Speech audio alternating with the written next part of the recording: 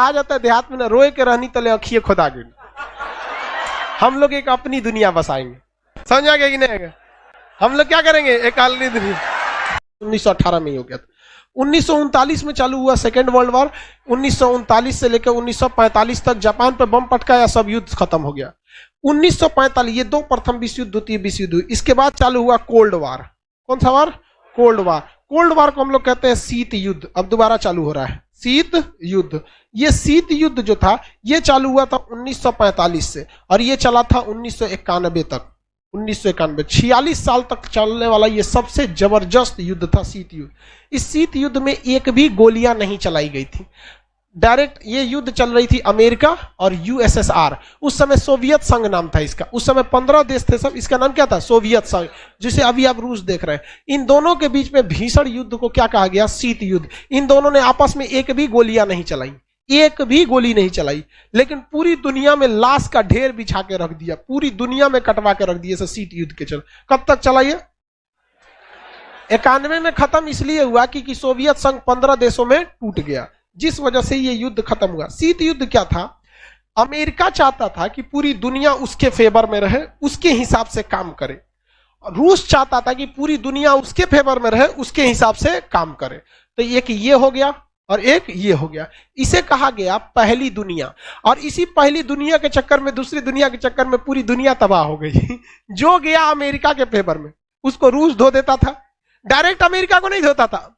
जो गया उसको धो देता था और जो रूस के फेवर में गया उसे अमेरिका धो देता था। जैसे आपको एक एग्जांपल देते हैं, आपका यहां देखिए इराक, कौन देश? इराक, सीरिया, ये किसके फेवर में थे? सब रूस के फेवर में। अमेरिका यहां विद्रोह खड़ा करा के दूर दिया किसको? इन लोग को। आप बताइए, क्या अमेरिका ने रूस में एक को गोली चलाया? क्या रूस ने अमेरिका पे चलाया? सद्दाम हुसैन चल गए। सद्दाम हुसैन चल गए, बशर अल असद चल गए, मोहम्मद गद्दाफी ये लीबिया में, होस्नी मुबारक मिस्र में, शेख अब्दुल्ला सालेह यमन में। इस सब सालेह नाम है, साले नहीं, कोनो काम का नहीं है सब। तो पहली दुनिया किसे कहा गया? जो देश अमेरिका के फेवर में थे। दूसरी दुनिया किसे कहा गया? इसमें क्या हमें पहली दुनिया में जाना चाहिए कि दूसरी दुनिया में? हाँ, ये समस्या भारत के सामने थी उस समय जब देश आजाद हुआ था और अंग्रेज हमें अंधेरी गली के मुहाने पे छोड़ के चले गए थे, जहां पता ही नहीं था कि कैसे क्या चीज चलता है। हम लोग यहाँ तो राजतंत्र था, उसके बाद अंग्रेज आए, सब लोकतंत्र पता ही नहीं था। बहुत सारी चीजें सिखा के भी गए थे अंग्रेज, क्योंकि हम लोग को सुप्रीम कोर्ट की स्थापना नहीं करनी थी, सारा सिस्टम पहले से था, संसद क्या होता है सब पहले से था, तो हम लोग को तो मिल गया। लेकिन जवाहरलाल नेहरू के सामने सबसे समस्या थी। ये जवाहरलाल नेहरू के समय का सबसे अच्छा स्टेप था, गुट निरपेक्ष। क्या था? गुट निरपेक्ष। हम किसी दुनिया में नहीं रहेंगे, हम लोग एक अपनी दुनिया बसाएंगे। समझ आ गया कि नहीं? हम लोग क्या करेंगे? एक अलग दुनिया। अलगी दुनिया का नाम रह गया तीसरी दुनिया। कौन सा दुनिया? तीसरी दुनिया। इस तीसरी दुनिया में जवाहरलाल नेहरू अकेले पड़ गए थे, इसलिए उन्होंने क्या किया कि भारत से तो जवाहरलाल नेहरू ही नेतृत्व कर रहे थे। अब जैसे मान के चले विदेश में जाएंगे तो नरेंद्र मोदी माने भारत हो जाएगा। समझ आ रहा है कि नहीं? तो जवाहरलाल नेहरू यहां से किए, मिस्र को कहें कि देख भैया तू बर्बाद हो जाएगा, तू मेरे साथ है। और इंडोनेशिया को अपने साथ ले लिए और यूगोस्लाविया को अपने साथ ले लिए। 4 गो देश के प्रधानमंत्री। इसका नाम था अहमद, यहाँ के राजा का नाम क्या था? अहमद। यहाँ पे नेहरू, यहाँ पर मिस्र में कर्नल नासिर, इन्हीं के नाम पर नासिर झील है, कर्नल नासिर। और मार्शल टीटो, यहाँ पे कौन थे? Marshal Tito. 4 लोगों का ग्रुप बनाया। कौन सा ग्रुप? 4 लोग। याद रखिए भैया, गुट निरपेक्ष non aliasing movement, non aliasing movement 1961, non aliasing movement 1961। हम किसी भी गुट में नहीं है, इसे कहा गया गुट निरपेक्ष। कौन सा? गुट निरपेक्ष। गुट निरपेक्ष आंदोलन 1960 से 61 का सबसे बड़ा आंदोलन था। कब चालू किया गया? 60 से 61 के बीच में। गुट निरपेक्ष आंदोलन किसने चालू किया? जवाहरलाल नेहरू। इन्होंने कहा कि हम किसी भी गुट में नहीं रहेंगे, क्योंकि गुट के चक्कर में हम बर्बाद हो जाएंगे। अब बताइए, अगर ये आंदोलन अकेले नेहरू चालू किए रहते तो दिक्कत हो जाता भाई। अकेले सबके निशाने पे हम आ जाते कि ढेर होशियार बन रहा है, क्या पता ब्रिटेन से आजाद होकर अमेरिका या फ्रांस रूस के गुलाम हो जाते, और हो जाते तो कोई बहुत बड़ा बात नहीं था। आज भी हम लोग रूस और अमेरिका के इतना पावरफुल थोड़े हैं आज के वक्त में भी। उस वक्त की तो बातें छोड़ दीजिए। तो नॉन एलाइजिंग मूवमेंट चालू कर दिया गया, हम किसी भी गुट में नहीं है।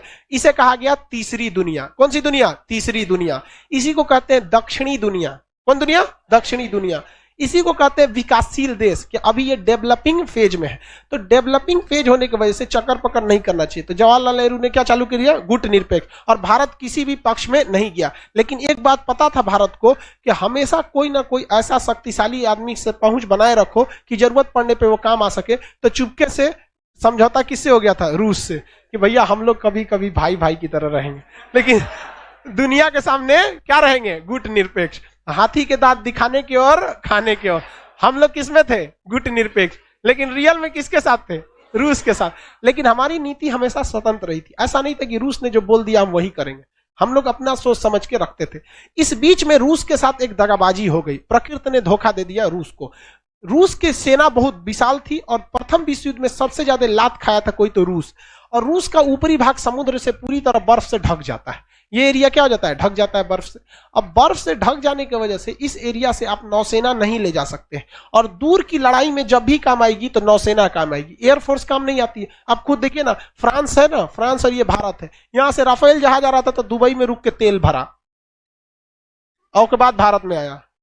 डायरेक्ट आ जाए, आएंगे नहीं। और पायलट का हालत खराब हो गया, बाप रे बड़ी दूर से आ रहे हैं।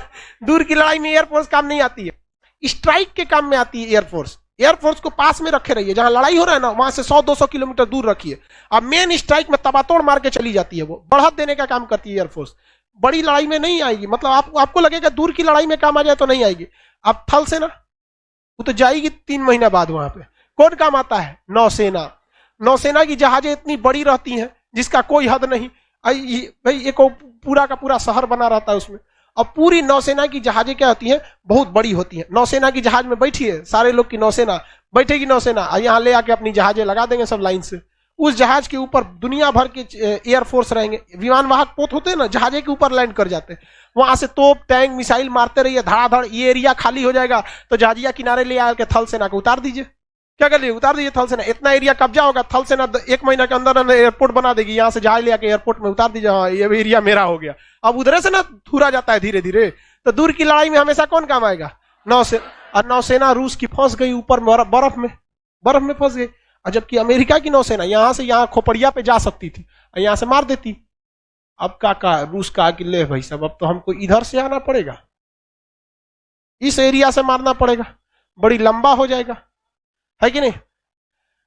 अमेरिका दिमाग लगाया कि इधर कहीं अगर हमको एक ऐसा सेना का अड्डा मिल जाए जहां से हम पता कर ले कि कितना जहाज निकली हैं सब इधर से, तो यहां हम पहले से तैयारी में बैठल रहेंगे। आओ ससुरा, दूसरे के खेत में लड़ाई होगा, जीत गए तो वो फायदा, खेत जरल तो उसका। है कि नहीं? यहां पहुंचना ही नहीं देंगे, पहुंचे होगा। अब भारत और चीन के बीच में लड़ाई अगर जापान में हो तो क्या दिक्कत है? चलो लड़ते हैं वहां पे। यहां गलवान में हो गया इसलिए ना दिक्कत है। तो यही सोचा, इसलिए उसने सोचा कि क्या किया जाए, कौन से देश को पकड़े यहां पे जहां इजीली पकड़ा जा सकता है। तो मिल गया श्रीलंका। कौन देश? श्रीलंका। भारत से कहा कि भारत हमको यहाँ पे ट्रांसमिशन लगाने के लिए, बड़का रडार स्टेशन लगाने के लिए जमीन दो ना, वहां में एयरफोर्स वगैरह रखेंगे। तो भारत नेहरू ने उसको समझा दिया कि देखिए, आप क्लास ना किए हैं खान सर का, नॉन एलाइजिंग मूवमेंट, आपको ना पता है, हम लोग दूसरे दुनिया के हैं। तो भारत उसको नहीं दिया। तो ये किसके में चल गया? श्रीलंका में। श्रीलंका को पता था नहीं कि हम मोहरा बन रहे हैं। तो श्रीलंका को अमेरिका ने खूब लुभावनी वादे किए, पैसा दिया, बजट दिया, लोन दिया, एक से एक पैसा दिया। श्रीलंका खुश, वाह वाह अमेरिका तो बहुत मान रहा है। बाबू तुमको सब समझाते हैं, जिंदगी में कोई अगर बहुत माने तो समझ जाना बहुत बड़का चीज में बहुत गड़बड़ है।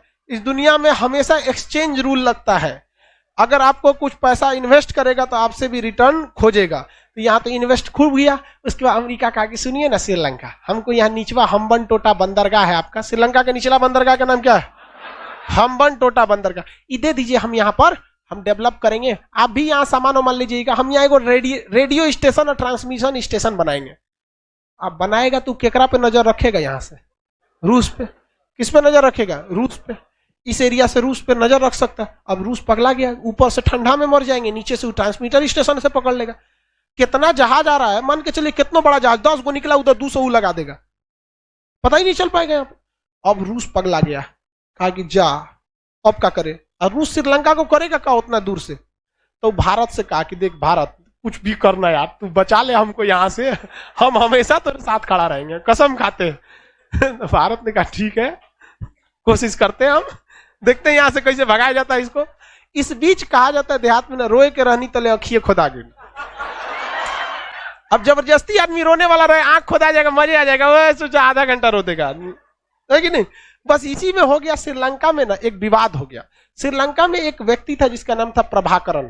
क्या नाम था? प्रभाकरण। प्रभाकरण श्रीलंका में बहुत ही प्रभावशाली था और वो बेसिकली तमिल था। क्या था? तमिल। अब हम दूसरा नक्शा बना देते हैं जिसमें श्रीलंका को आपको बड़ा करके दिखाते हैं। ये भारत है, भारत का ये एरिया कौन सा है? तमिलनाडु। कौन जगह है? तमिल। इसके नीचे का ये एरिया कौन सा है? श्रीलंका। श्रीलंका का ये एरिया में तमिलों की संख्या बहुत ज्यादा थी। तमिलों की संख्या क्या थी? ज्यादा थी। ये सोचो इसमें तमिल बहुत ज्यादा था सब। अब इसमें प्रभाकरण जो था उसको भारत सरकार से थोड़ा हिंट मिल गया। ये कहने लगा कि हमको अलग करिए, अलग देश। भाई साहब ये दुनिया का पहला ऐसा आतंकवाद विद्रोही संगठन था। आतंकवादी संगठन वहां के लोग कहते हैं इसे, विद्रोही था एक तरह का, जिसकी खुद की एयरफोर्स थी। अब बताओ भारत में नक्सलाइट है सबकी? नहीं है। बंदूकें लेके ना घूमते से क्या होगा? जिस दिन एयरफोर्स लेके घूमेंगे से, हेलीकॉप्टर लेके, हट जाओ इधर, खाली कर दो, धक धक धक धक धक धक, नक्सलाइट आए। सोचा हम लोग की सेना कभी इस तरह नहीं की है। अगर ये इस तरह करने लगे सब तो क्या होगा?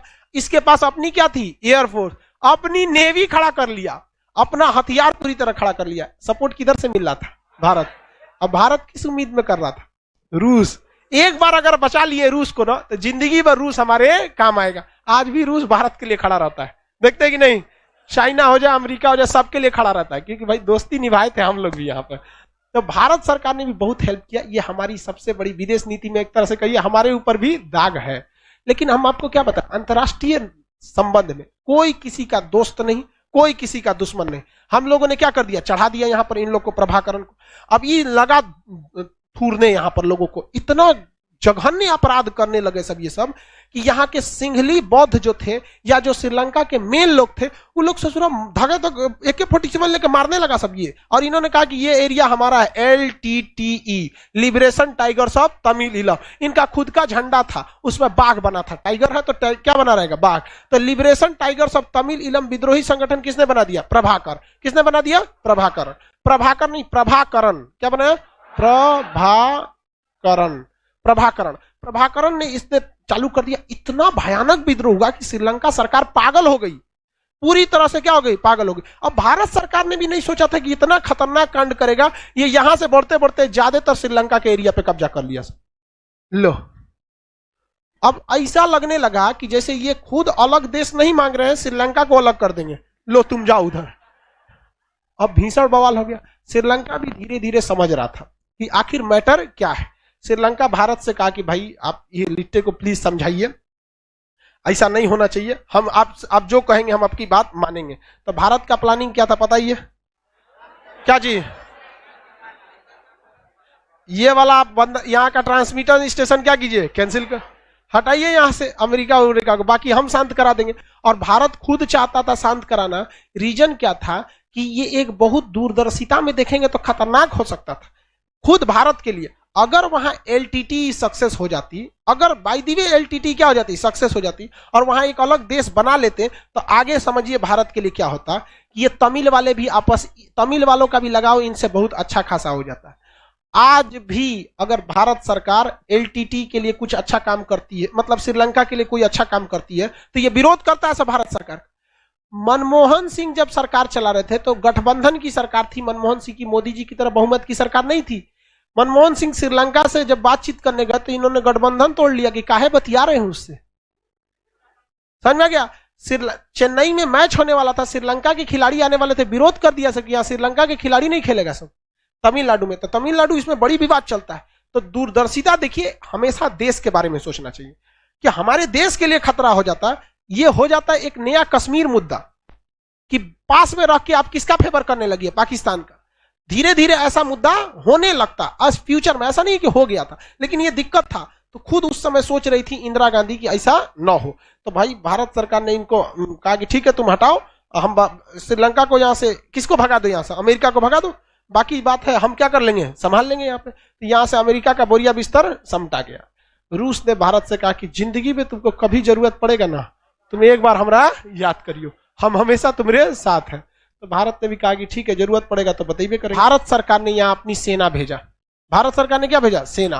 राजीव गांधी थे उस समय प्रधानमंत्री, सेना भेजे, और राजीव गांधी के कहने पर यहाँ पर भारतीय सेना गई और लिबरेशन टाइगर्स और तमिल इलम के जितने आतंकवादी थे सबको धंधना के भून भान के खत्म कर दिया। अब भाई तू कितनों हो तो विद्रोही ना हो, भारत की फौज के आगे क्या करोगे?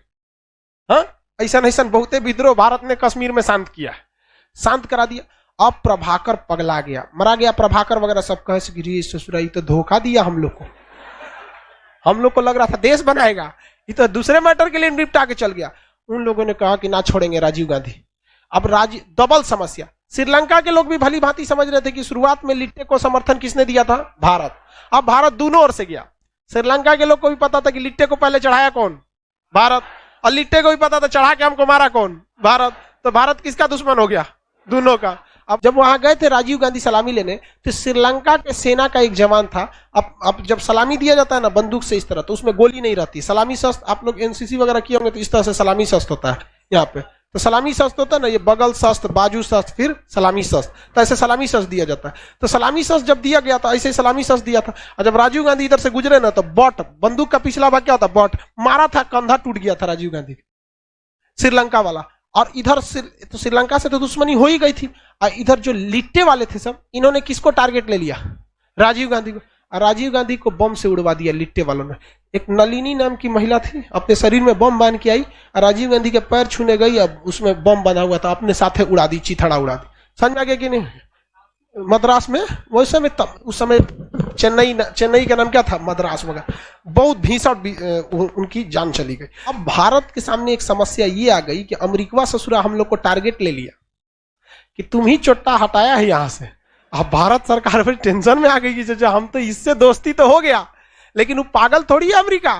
अमेरिका क्या कहेगा? तो अब भारत से दुश्मनी ले लिया। अब कहा कि भारत तुमको भी नहीं छोड़ेंगे। इधर चीन खूब खुश हो गया, हाँ आओ आओ, हमारी सीधाने आ रहे थे ना, आओ। अब अमेरिका का अगला नजर आया नेपाल। किसका नजर आया? नेपाल। अब नेपाल के राजा को ही फुसलाना चालू किया। इन्हों के दिन खराब है, अभी देखिए ना, इनका दिन खराब है। भाई नेहरू पागल थोड़े था जो गुट निरपेक्ष में जा रहा था। श्रीलंका थुरा है ना अभी एलटीटी से, अब यहाँ नेपाल में गया अमेरिका। नेपाल को खूब पैसा वैसा दिया, एयरपोर्ट और बनवाने लगा, स्कूल कॉलेज खुलवाने लगा। तो नेपाल खूब खुश हो गया, वाह वाह, अमेरिका जैसा बड़ा देश हमारा का फेवर कर रहा है। देखो भाई साहब, अगर बड़े लोग या गुंडे बदमाश, इन लोग से दोस्ती बहुत खराब होती है। इससे सूर्य कब पलटते हैं से किसी को ठीक नहीं होता है। इन लोग की दोस्ती दुश्मनी का कोई ठीक नहीं होता, कब किधर चल जाते हैं। इसको अगर अच्छे से समझना है ना, तो बिहार की एक मूवी थी अपहरण, अजय देवगन की, नाना पाटेकर, अजय देवगन, उसमें देखिएगा बड़ा आदमी किस तरह पलट जाता है। इन लोग का कोई कोने थाली में पलटेगा से कोई ठीक नहीं होता। इसलिए भारत समझ रहा था कि भैया अमेरिका किसी का नहीं है। नेपाल खूब खुश, वाह वाह। अब नेपाल में एक बहुत बड़ी समस्या थी, आंख के मरीज। वहां पर जलवायु ऐसी थी कि आंख बड़ी जल्दी खराब हो जाता था। अमेरिका ने क्या किया? खूब डॉक्टर भेजा। अमेरिका में एक से एक डॉक्टर थे सब। ओ माय गॉड, आंख तुम्हारा खराब है, लाओ ऑपरेशन कर देते हैं। धड़ाधड़ वहां ऑपरेशन करना चालू किया। अब जहां जो चीज होता है ना, वहां के लोग, रीजनल लोग सीख जाते हैं। नेपाल को खूब पैसा दिया, आंखों बना हुआ है, डॉक्टर भेजा, मेडिकल सुविधा दिया। उसके बाद अमेरिका कह रहा है कि सुनो नेपाल, एगो सेना का अड्डा दे दो हमारा। नेपाल का एकदम ले लीजिए। हम कहा कि भाड़ा लगेगा, तो अमेरिका ने कहा कोई बात नहीं, हमारा पैसा का कमी थोड़ी है। अमेरिका खूब खुश हो गया, वाह, अगर यहाँ हमको सेना का अड्डा मिल जाए तो एकरा तो कूच देंगे हम। एक श्रीलंका में से यही भगाया था, कूच देंगे। यहाँ से नेपाल इसको, चाइना को बड़ी मजा ले रहा था, तोरो कूच देंगे। यही लगले यहाँ से रूस। उस समय रूस ये पूरा एरिया किसका था? रूस का। उस समय रूस का ये पूरा एरिया था, यहाँ तक इतना बड़ा। कहा कि यहाँ से रूस पड़ासे कितना पड़ेगा, एक बार में तीनों को मारेंगे। अब भड़क गया कौन? चीन। कौन भड़का था? चीन। कहा कि चोट्टा कहीं का, हमारी सीधाने तू लिया के सेना का अड्डा देते तुम यहाँ पे। इसने कहा कि कैसे किया जाए, तो चीन इतिहास से बहुत सीखता है। उसने देखा भारत कैसे कैसे श्रीलंका में कांड किया था। अब ऐसा ही कांड कहां खोज रहा है? नेपाल में क्या किया जाए, तो वहां एक अलग देश की मांग कर रहे थे सब। कहा कि नेपाल में अलग देश होगा कैसे, तो खाली पहाड़े हैं, यहाँ पे जनसंख्या ज्यादा है नहीं। तो क्या कहा कि कैसे यहाँ लड़ाई कराया जाए, तो वहां पे राजतंत्र था, राजा का शासन था। तो कुछ लोगों को यहाँ पर, चीन में शासन था माओ त्से तुंग का। किसका था? माओ से तुंग, माओ से तुंग। तो माओ से तुंग ने कुछ विद्रोहियों को घुसा दिया कहां पर, नेपाल में। हथियार दिया, पैसा दिया, ट्रेनिंग दिया, सब दिया। कहा कोई दिक्कत नहीं, तुमको जितना गोली चलाओ कोई हिसाब नहीं देना है, सब धन धना के क्या करना है, मारना है एकदम जबरदस्त नेपाल में। और क्या कहना है कि राजा का शासन नहीं रहेगा। रजवे ना एयरपोर्ट दे रहा है रजवे को उखाड़ फेंको यहाँ पे। अब उस जो माओ के कहने पे घुस गया सब माओवादी। कौन घुस गया सब, माओवादी। अरे भाई साहब नेपाल को इतना धो दिया सब कि अगले 18 से 20 साल तक नेपाल माओवादियों से लड़ता रह गया। गृह युद्ध फंस गया। उधर अमेरिका बोल रहा है एयरपोर्टवा बनाए, ठेका चालू करें। कहा भाग तुम यहां से, तुरंत भाग, छोटा कहीं का तोरे चक्कर में यहाँ सब हो रहा, हम नहीं समझ रहे यहाँ पे।